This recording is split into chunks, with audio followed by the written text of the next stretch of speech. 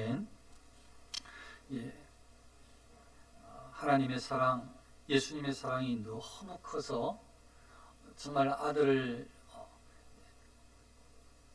희생시키면서까지 자기의 목숨을 아까워하지 않고 정말 하늘 보좌를 버리고 인간의 몸을 입고 죽기까지 낮아지신 그 예수님의 그 사랑하심, 우리를 향한 사랑이 이제 깨달아질 때에 우리의 믿음은 온전하게 세워지고 예수님을 사랑할 수 있게 되어지고 순종할 수 있게 되어집니다. 그게 그리스도인의 성숙이라고 할 수가 있습니다. 그런데 생각보다 우리의 방법으로, 우리의 노력으로는 정말 성숙하기가 쉽지 않고 그 성숙하고 이 온전하게 경건하게 살아가기를 바라지도 않습니다. 우리는 원래 악해서 그래요. 원죄가 남아있어서 끊임없이 또 사단이 유혹하고 우리 원죄의 잔재 때문에 하나님의 말씀에 아름답게 이렇게 잘 순종하기를 우리는 원래가 태생적으로 원하지 않아요. 그런데 하나님의 자녀가 된 사람은, 그리스도인들은, 성령의 인도함을 받는 사람은 다시 태어났기 때문에 태생적으로 순종할 수 있게 되어져요.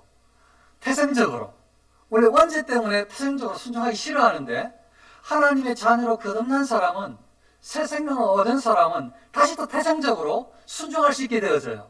왜냐하면 성령께서, 하나님께서 은혜를 베풀어 주셔서 깨닫게 하시고 분별하게 하시고 하나님의 뜻 진리 가운데로 순종할 수 있는 능력을 주셔서 실제로 우리로 통해서 하나님의 뜻을 이루며 영광 받으시는 그런 삶을 살게 될 수 있는 것입니다. 그게 그리스도인입니다. 저와 여러분들이 그런 길을 걸어가야 하는데, 오늘 말씀에 보니까 굉장히 어려운 이야기를 하고 있어요. 그런데 대상이 전체 성도들을 향해서 다 하는 것 같아요. 누구도 피해갈 수 없는 전체 대상을 향해서 이야기하는 것 같은데, 늙은 남자로는 나이든 성도를 향해서 이야기하는 거죠. 남자 성도. 두두두두두. 늙은 남자로는 이렇게 늙은 남자로는, 그러니까 나이든 성도를 향한 교훈이 있어요. 그러면 나이든 여성도는 늙은 여자로는 이와 같이, 나이든 여성도를 향해서도 교훈이 있어요. 그러면 젊은 사람은 뭐 괜찮겠네? 나이 드신 분들만 잘하면 될까? 그랬더니 젊은 사람에 대한 이야기도 바로 있네요. 젊은 여자들을 교훈하되 젊은 여자들에 대한 교훈이 또 있어요. 그러면 남자들은 없네, 젊은 여자들까지만 딱 하면 좋겠다, 난 젊은 남자니까 생각하는데 그렇게 할 수가 없어요. 젊은 남자들을 향한 교훈이 또 여기에 있어요. 꼭 같이. 젊은 남자들을 신중하도록 권면하되 하면서 또 몇 가지 교훈이 있어요. 그러니까 이게 지금 남녀노소를 다 이야기하고 있는 거예요. 어린아이는 말에는 없지만 일반적으로 이게 지금도 지금 어린아이가 이게 뭐 없잖아요. 지금 예배는 어른들이 보편적으로 이렇게 드리고 있으니까. 근데 그 다 해당돼요. 그러면 옳거니 사역자인 목사는 빠져도 되겠구나, 목사는 말만 하면 되겠구나. 그러면 제가 참 좋겠어요. 쉽게 그냥 저는 그냥 말만 하고 여러분들은 그냥 막 힘들어하고 그러면 좋겠는데, 여기에 보니까 너는 하면서 네가 먼저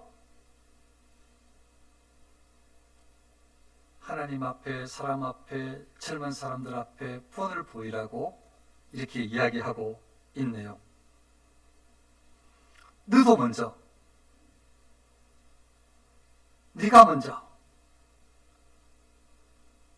내 자신이 선한 일에 본을 보이며, 이렇게 이야기하니까 그렇습니다. 이제 하나님 앞에는 이 나이 많은 남자 성도도 피해갈 수 없고, 나이 많은 여자 성도도 피해갈 수 없고, 젊은 여자도 피해갈 수 없고, 젊은 남자도 피해갈 수 없고, 목사, 목회자도 피해갈 수 없고, 전부 다 들어야 되는 거죠. 전부 다. 그런데 하나님의 말씀은 너무 완전해서 우리 사람이 대화를 잘하는 방법은 상대방을 잘 살펴서 그 사람이 상처받지 않도록, 그 사람이 이해되도록, 그 사람이 거기에 응하여 호응할 수 있는 정도로 이렇게 잘 차근차근 이야기하고 전개하고 그렇게 상황을 만들어가는 사람이 사람의 입장에서 굉장히 지혜로운 사람이라고 할 수가 있어요. 그런데 하나님의 입장에서는 절대로 그렇게 하시는 적이 성경은 한 군데도 없어요. 하나님의 입장에서는 하나님의 형상대로 예수 그리스도의 성품을 닮아 이렇게. 하나님은 조금 부족한 신이 아니거든요. 완전하신 하나님이거든요.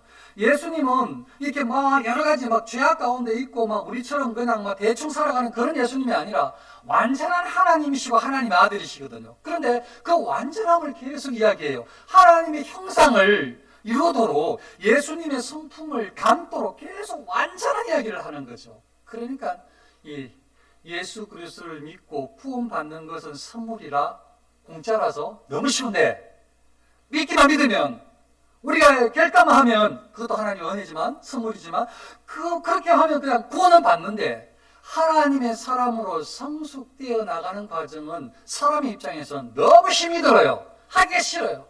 불편해요. 좀 천천히 하고 싶고 그냥 내 마음대로 좀 살고 싶고 이런 마음이 여전히 우리를 유혹해요. 옛사람의 성품이 원죄가.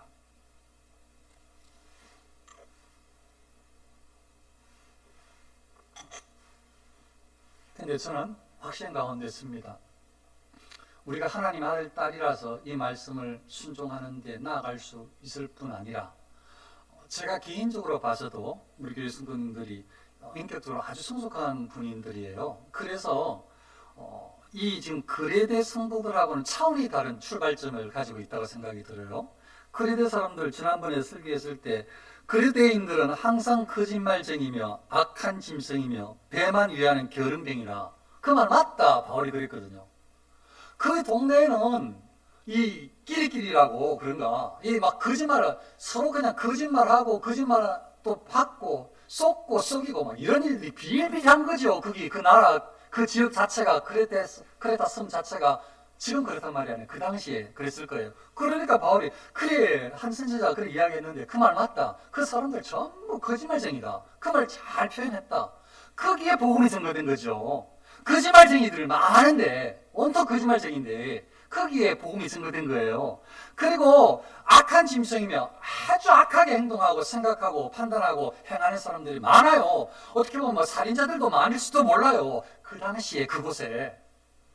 그래서 바울이 정말 그 사람들 그랬다. 근데 그곳에 복음이 증거되어져서 그들에게 이제 예수 그리스도를 믿는 신앙인으로 아름답게 세워지는 그 말씀이 증거되어지는 목회자로 디도를 세웠는데 디도를 향해서 오늘 교훈하는 것이 수준하는 그 사람들은 원래가 악한 사람들이니까 온통 거짓말쟁이니까 그냥 1단계 지금 그냥 뭐 막 수준 높은 거 뭐 하나님 그런 이야기 하지 말고 이제 그냥 예배 나오기만 말해라. 한 10년 동안만 그냥 예배만 참석해라. 그 다음에 또 한 10년 동안은 말씀 한 절만 읽어라. 그 다음 한 절은 한번 실천해봐라. 그러다 죽는 거예요. 그러면 좋겠는데 왜냐면 그 워낙 악한 사람들이니까 수준이 낮은 사람들이니까 그냥 하면 막 쑥쑥 순종하고 막 따르고 막 화해를 이루는 그런 성숙된 사람들이 아니고 정말 개차반이니까 그 사람들은 최소한으로 하면 좋겠는데 오늘 말씀 보니까 너무 높은 완전한 이야기를 그들에게 하고 있는 거예요. 그 성도들에게. 그러니까 성도들은 하나님의 자녀들은 하나님의 말씀에 이 완전하신 말씀에 계속 비추임을 받으면서 우리 자신의 연약함을 발견하고 또 회개하면서 진리 가운데를 가려고 성령의 은혜를 구하고 기도하며 나아가는 그 끊임없는 이 하나님께 예수님께 나아가는 그 순종의 태도가 필요합니다. 그래야 살아요. 그래야 평안해요. 그래야 행복해요. 그래야 자유해요. 그걸 꼭 기억을 하셔서 자 그러면 제가 그 이야기를 다 했어요. 이거 모든 성도들에게 다 해당하고 누구도 피해갈 수 없고 다 해당된다. 그런데 지금 보면은 그 당시에 어쩌면 그 당시에 여기 교회 성도들에게만 해당될 수도 있고 오늘 구절들이 아니면 조금 넓혀서 그 당시에 성도들의 어려운 잘 실천되지 않는 부분들을 언급했을 수가 있어요. 적어도 그 당시든지 그게 한정되었든지 아무튼 그게 필요한 말씀인데 제가 봤을 때는 이거 우리에게도 꼭 필요한 말씀. 그래서 남녀, 노소, 목회자고 뭐 비목회자고 성도가 할 것 없이 모두가 오늘 말씀을 통해서 하나님께서 무엇을 원하시는지 또 내가 나의 약점 지적하네. 우리 다 약점이에요. 약점 투성이에요. 누구도 다른 사람보다 낫다고 말할 수 있는 자격이 있는 사람 아무도 없어요. 그냥 각자가 내가 이렇게 말씀에 비추일 때 부족하네, 하나님께서 이걸 교훈하시나 보다, 이렇게 하고 회개하고 받고 나아가는 사람, 그 사람이 진정한 그리스도인이고 말씀을 바로 받는 그리스도인이라 할 수가 있습니다. 오늘 말씀을 제가 쭉 그냥 쉽게 이야기하고 중요한 부분만 몇 가지 이야기하고 마칠 테니까 한번 그 사람들은 뭘 들었을까? 제가 좀 그 말씀은 개처방 같다 그렇게 말했는데 그 사람들은 막 강도고 아주 거짓말쟁이고 했는데 그 사람들이 예수님 믿고 어떻게 바뀌었을까? 얼마나 수준 높게 지금 교훈을 받고 있는가? 이런 이야기를 들으면서 우리도 한번 하나님 앞에서 어떻게 나가야 될까? 어떻게 성숙해야 될까? 이런 관점을 한번 보면요. 한번 거기에 당시 거기 성도들 혹은 그 시대의 성도들한테 한번 늙은 남자로는 절제하며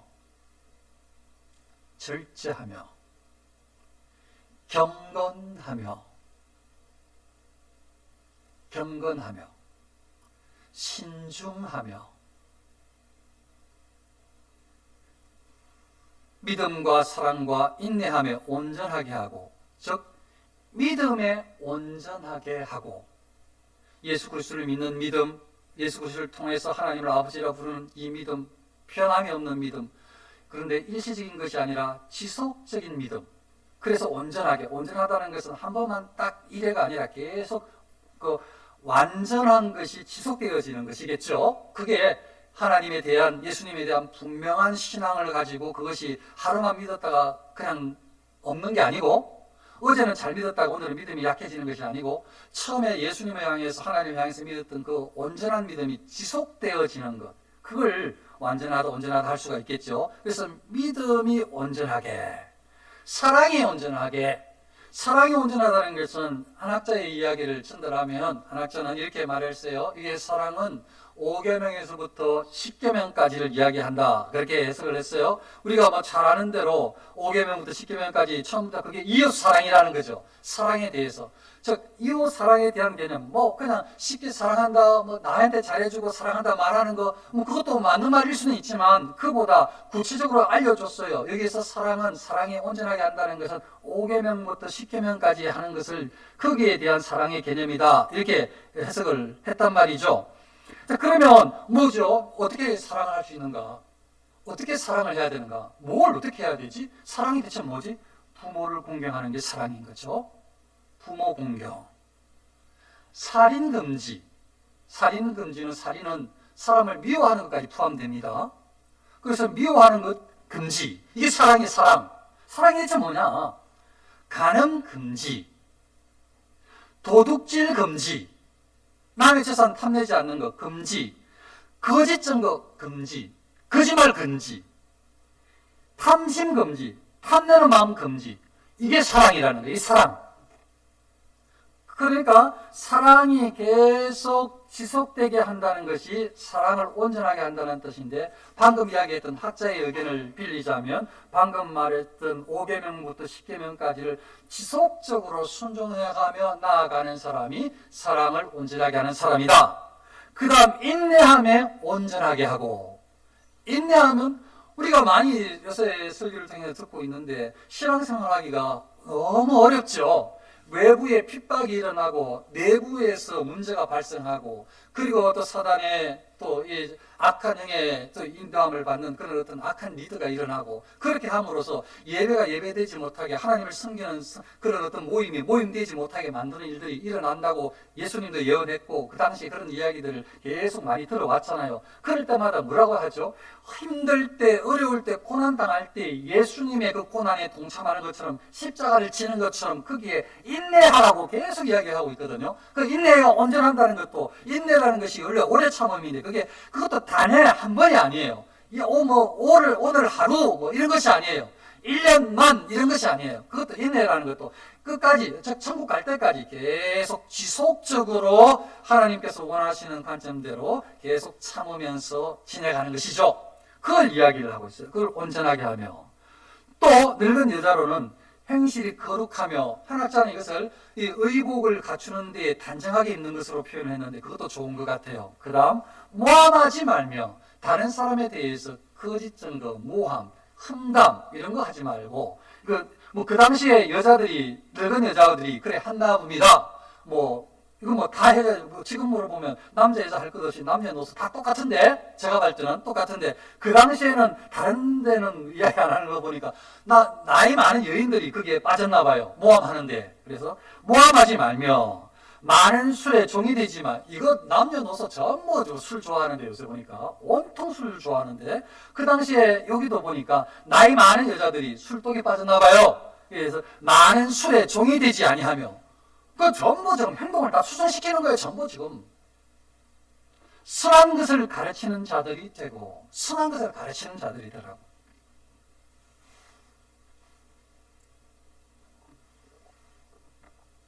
젊은 여자들을 교훈하되, 여기 그 당시에 오늘 말씀 내용으로는 나이 많은 여자들이 자신을 잘 행하는 성숙된 그리스도인이 되었을 뿐만 아니고 젊은 사람들을 잘 가르치라는 교훈이긴 해요. 그런데 저는 그거 다 넘어서서 우리 모두에게 한번 생각해 보자는 거죠.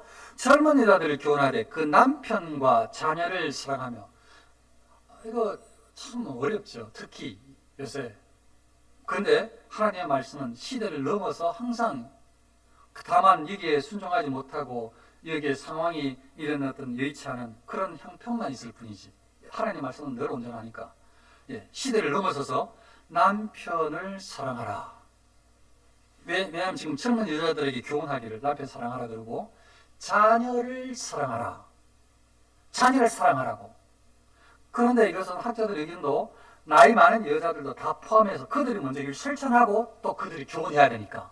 그래서 자녀를 사랑하며 신중하며 순전하며 집안일을 하며 선하며 자기 남편에게 복종하게 하라. 그 다음에 이 말씀이 나오는데, 이는 하나님의 말씀이 비방을 받지 않게 하려 함이라. 왜 이렇게 살아가야 되는가? 하나님의 말씀이 비방받지 않도록. 그리스도인들이 다 됐거든요. 남녀노소 지금 이 말씀을 듣는 디도의 설교를 듣는 성도들은 다 그리스도인들이거든요. 그들은 지금 이게 바울이 염두에 두고 있는 거예요. 하나님의 말씀이 비방받으면 안 돼. 그리스도인들은 그렇게 살아가야 되지.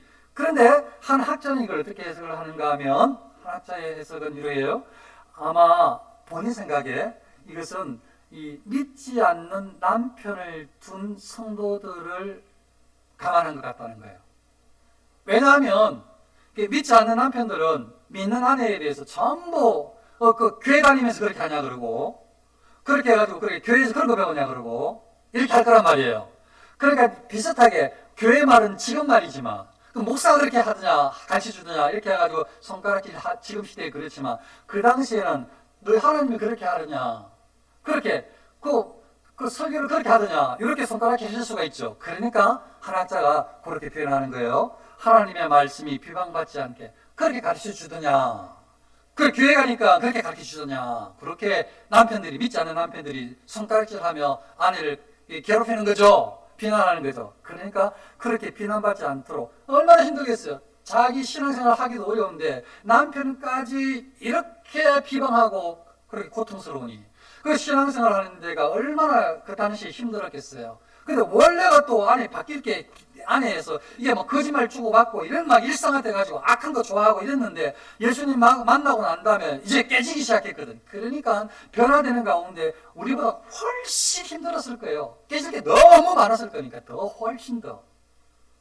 상식이 없는 시대에 살았을 수 있으니까. 그 그레타 사람들. 그런데 그들에게 완전한 것을 계속 이야기를 하고 있어요. 하나님은 이 바울을 통해서, 디도를 통해서 계속 이야기하게 합니다. 젊은 남자들은 신중하도록, 권면하되 신중하도록, 그리고 교훈에 부패하지 아니함과 단정함과 책망할 것이 없는 바른 말을 하게 하라.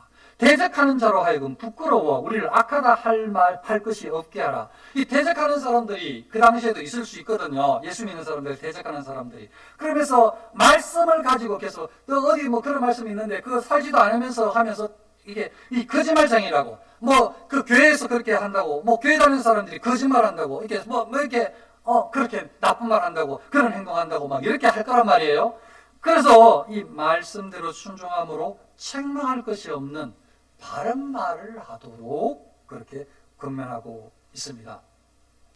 쭉 제가 빨리 이제 쭉 이런 교훈들을 남녀노소에 다 이야기했다 말씀을 드렸고, 제가 중요한 부분 한 두 가지만 드리고 이제 마치면요, 여기에서 교훈을 어떤 교훈을 하라고 하느냐, 이걸 먼저 말씀을 드리고 싶어요.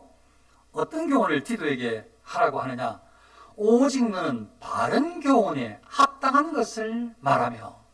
그 디도에게 지금 뒤에 이거 쭉 다 가르치고 모든 성도들에게 안내를 하고 이끌어 가야 되는데, 디도의 이 말 자체의 설교 내용 자체에 뭐라고 얘기를 하는가 하면 바른 교훈에 합당한 것을 말하고 설교하라는 거죠.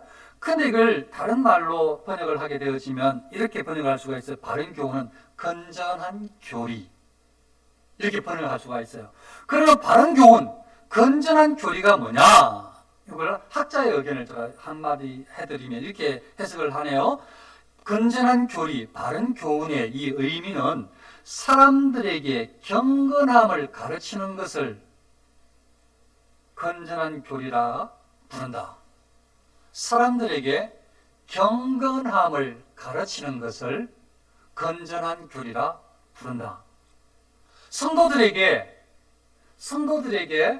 경건하게 살라고, 거룩하게 살라고, 정직하게 살라고 가르치는 것, 이걸 건전한 교리, 바른 교훈이라 한다는 거예요. 그래서 디도한테 하는 말이 삶의 어떤 방향의 설교의 방향에서 항상 바른 교훈, 건전한 교리를 가르치라, 말하라 라는 거예요. 즉 이걸 그래서 다른 사람들을 경건하게 가르치는 이 건전한 교리가 뭔가 두 가지로 한학자가 해석을 하는데, 첫 번째는 건전한 교리는 어떤 것인가? 첫 번째는 하나님의 이 말씀, 예수 그리스도를 통해서 예수 그리스도 안에서 만났던 하나님의 말씀을 통한 하나님의 은혜를 경험하도록 확대시키는 교훈이래요. 즉 예수 그리스도를 믿는 믿음 안에서 예수 그리스도를 믿음으로 하나님께서 은혜를 베풀어 주시는 것을 이 말씀을 통해서 계속 체험하도록 확대시켜 주는 것을 건전한 교리, 그러니까 바른 말씀을 통해서 예수님을 만나도록, 예수님 안에서 하나님을 바라보도록, 그리고 하나님의 은혜를 경험하도록 이렇게 인도해 주는 것을 건전한 교리라고 해석을 했고요. 또 하나는 이렇게 해석을 했어요. 하나님을 두려워하고 해롭지 않는 행동을 하도록 삶을 형성하는 것. 즉 건전한 교리를 말하라고 했던 이 내용을 어떻게 학자가 해석을 했는가 하면, 하나님을 두려워하고, 사랑이 좋아요. 사랑이 하나님 너무 좋지요. 그래서 편해서 품에 안기는 거 너무 좋습니다. 그런데 너무 좋다, 사랑 하다 보면 주의하지 않으면 하나님을 함부로 생각하고, 하나님 이름을 함부로 말하고, 하나님의 명예를 실추시켜도 그냥 하나님의 사랑이니까 해가지고 묻어가려고 그러고, 그게 마치 선생님이 좋다고 하다가 보니까 선생님 위로 오르려고 하는 제자와 같고, 부모님 사랑을 너무 좋게 생각하다가 부모님을 막 그냥 무시하는 그 못된 자녀들과 같은 거죠. 그런 게 아니에요. 하나님께서는 하나님의 사랑도 알고 하나님의 사랑 가운데 은혜를 받고 행복해하는 것도 맞지만, 한편으로는 하나님을 두려워해야 돼. 그걸 건전한 교리, 이 진리를 가지고 계속 깨닫게 해주심으로써 하나님을 두려워하면서, 말씀을 두려워하면서 순종하며 살아가도록, 그게 바른 교훈, 건전한 교리라는 거예요. 한 가지만 더 하고 이제 마치면,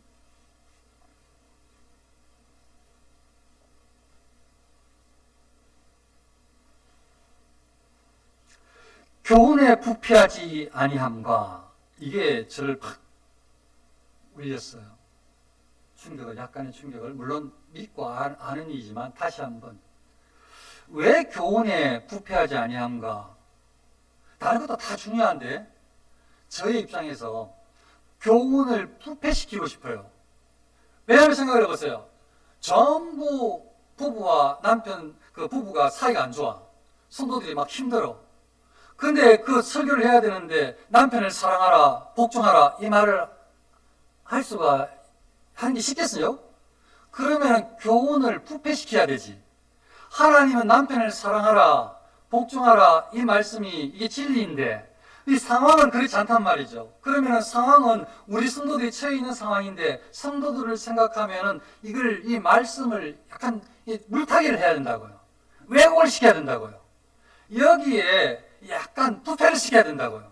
그런데 하나님은 그걸 원하지 않아. 물론 아프지만, 그거 실천하기 어렵지만, 상황이 너무 억울하고, 그 이야기 듣기 싫을 때도 있지만, 하나님의 말씀은 하나님은 너무 완전하신 분이라서, 하나님은 그게 양보가 없으신 분이라서 교훈을 부패하지 않도록 증거하라는 거죠. 그게 모든 성도들이 다 해야 될 일이라는 거죠. 그렇습니다. 대체 어떻게 하나님 편에 설 수 있을까? 하나님의 말씀이 비방받지 않도록 살아간다는 게 대체 뭘까? 그리스도의 복음이 비난받지 않도록 살아간다는 게 대체 뭘까? 이건 철저하게 예수 그리스도를 통해서 구원받았다는 하나님의 사랑의 은혜가, 구원의 선물이 너무 크다는 것을 발견하지 못하면, 깨닫지 못하면 살 의지가 생기지 않아요. 그런데 하나님의 사랑, 예수 그리스도의 은혜가 너무 크다는 것을 발견한 다시 태어난 그리스도인들만이 이제 각오를 다지고 내가 하나님 편에 서야지, 말씀에 순종해야지, 하나님의 영광을 드러내야지, 그런 삶을 하나님께서 명하고 계시는구나, 이렇게 알 수 있게 되는 겁니다. 그래서 우리 그리스도인들은 목회자건 성도건 누구나 할 것 없이 남녀노소, 여기서 많은 분이건 젊은 사람이건 할 것 없이 모두가 죽을 때까지, 천국 가는 그날까지 완전하신 하나님의 형상, 예수 그리스도의 성품을 닮아가야 될 하나님의 아들, 딸들입니다. 그걸 기억하여서 절대로 잊지 말아서 어떻게 내가 구원받은 내가 하나님의 은혜 가운데로 하나님의 영광을 드러내는 삶을 살아갈 수 있을까? 그 구체적인 것은 오늘 이야기했던 것들을 살펴봐도 되지만 어떻게 하나님의 영광을 드러낼까? 그게 기본적으로 하나님의 말씀 교훈을 부패시키면 안 되는구나. 하나님의 말씀, 그리스도의 복음이 하나님의 영광이 훼손되도록 하는 데에 내가 일조하면 안 되는구나 라는 관점을 가지고 하나님의 영광을 드러내는 데에 부족함 없이 아름답게 성숙하는 목사인 저와 성도인 여러분들 모두가 될 수 있으시기를 축원합니다. 기도하겠습니다.